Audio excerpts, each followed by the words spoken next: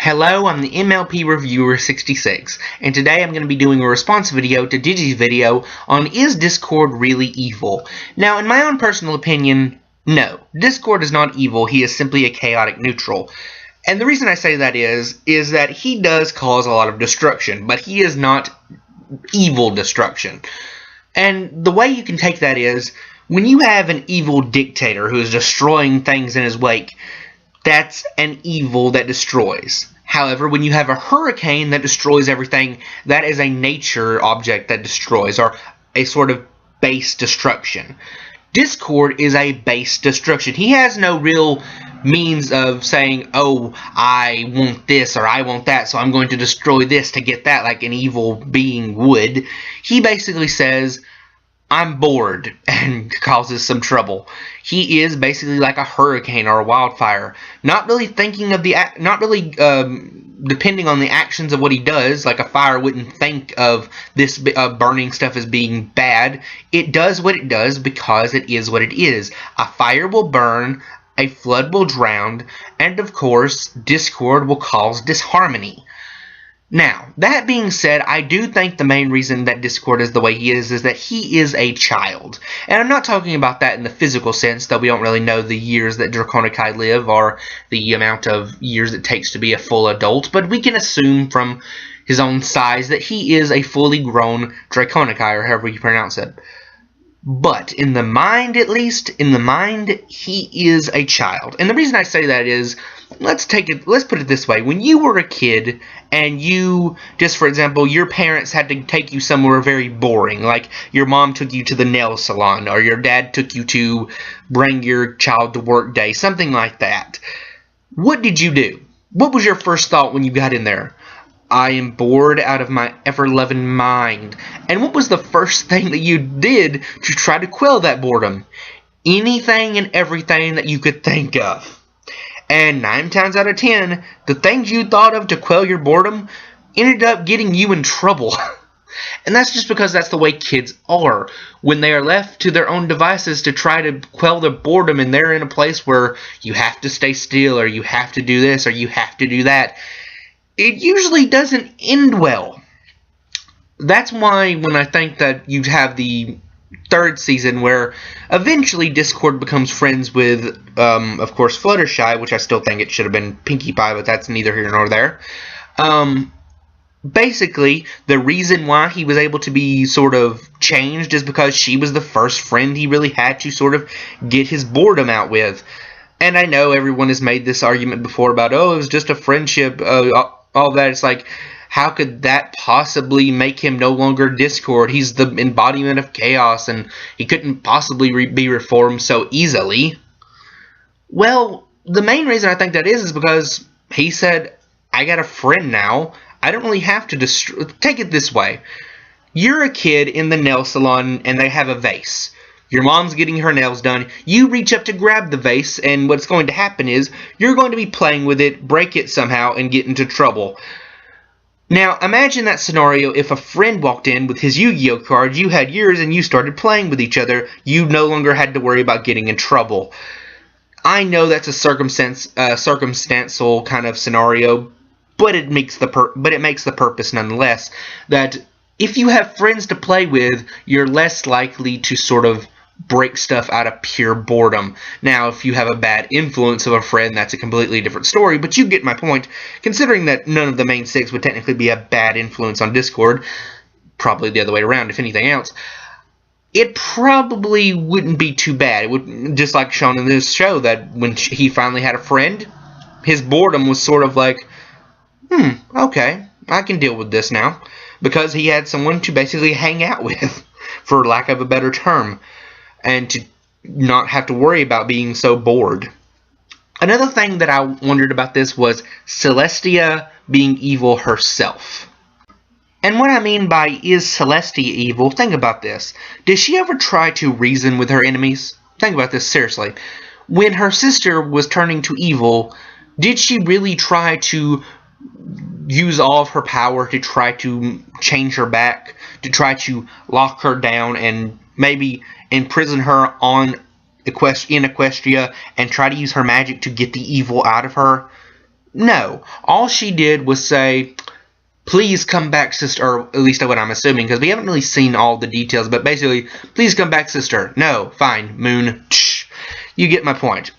When Chrysalis basically took over the Empire, did she say, why are you doing all this, and trying to figure out the reason behind it, and maybe trying to come to a compromise like an actual, I don't know, leader would? No. Immediately, destroy! Destroy! No compromising whatsoever. And, of course, you have the thing of Discord.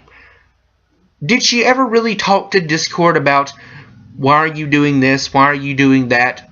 No, she saw Discord as an evil threat of incredible power that must be taken down immediately to preserve what she believes is complete harmony and good. But to Discord, harmony is completely and totally boring because it never allows them to move forward. Think about this.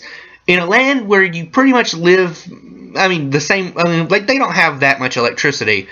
We've seen little tidbits of electricity here and there and some modern day technology, but for the most part, they use some more old worldy type stuff. Like they still use old school plows to be drawn by their own backs to try to basically till up the land, as we saw in Winter Wrap Up. And they still use Pegasi use their wings and own sort of, I suppose you could say, Pegasi magic, quote unquote, to move the clouds instead of inventing any kind of machinery to help them do it, really. Besides perhaps the cloud machines, which were, I believe, more of a step forward. I would like to know how they created the clouds beforehand. But in any case, my point being is, Discord saw this world of stagnation that very rarely moved forward, and when they did move forward, they moved forward so slowly that it was at a snail's pace, and he simply thought, I'm going to have some fun with this world. And have fun he did. And beyond any of this, Digi brought up one more important thing that I think needs to be mentioned in this video. And that is that Discord basically does the same thing as Celestia in manipulating and forcing his own beliefs upon others. I would argue this, though. The main reason that he said this is because in the Discord arc, when basically he manipulated all of the main six except Twilight to conform to his way of believing, he was technically forcing, of course, all of his beliefs onto them. But I would argue this. He was not trying to judge them. He was trying, in all honesty, to judge Twilight. I'm pretty sure with all of his power, he pretty much realized pretty fast what Celestia was preparing Twilight for. And by that means he said, okay, I'm going to test this young pony and see if she truly can live up to Celestia's expectations and can truly ever become a threat to me.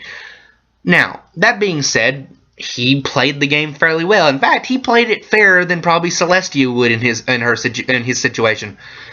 Because of the fact that if Celestia had all the powers of Discord, would she really be willing to play a game with all of her enemies? No. She would use that power to snap them away in a moment's notice. But Discord actually plays a fair game, similar to his character Q from Star Trek, how Q would always play around with the humans instead of actually just finishing them off whenever he could.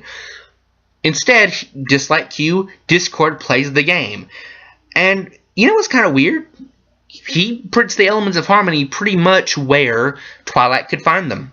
I mean, think about this. If Discord really wanted, he could snap the elements of harmony to the moon, or underwater, or in space, or wherever. Way outside of the reach of the main six. And yet he doesn't. He plays the game rather fair, always wanting to see what will happen if he allows these things to happen. Because once again, if he simply poofed them away, heck, if he even said, I'm tired of you guys, so I'm poofing you to Mars where you will die from lack of oxygen, snap, he would be bored. He wouldn't have any entertainment. It is these constant struggles of them trying to put him down that are sort of making his life more interesting. And that is what he does. He simply makes his life more interesting by causing some discord and chaos. And you could even argue to a certain extent that his way is even considered more of a freedom way than any other. Think about this. Celestia's way is to control, manipulate, and basically make her kingdom completely and totally under her wheel. While Discord, on the other hand, always, when he's in control, he always allows others to basically make their stand, make their case. He may not believe in their case, he may think they're totally and completely wrong, but he always allows them to fight back, to make their case, to sort of say, okay, if you were right, then prove me wrong. While Celestia, on the other hand, never does so. That's my point of why I think Discord is so much better than Celestia as far as moral-wise. And if you were saying that Discord is better morally than Celestia, then doesn't that technically make Celestia the villain? I mean, think about this. Discord is the embodiment of free will, wanting to do things to question the norm, to want to move forward instead of backwards. And Celestia, on the other hand, simply wants to maintain what she always knew.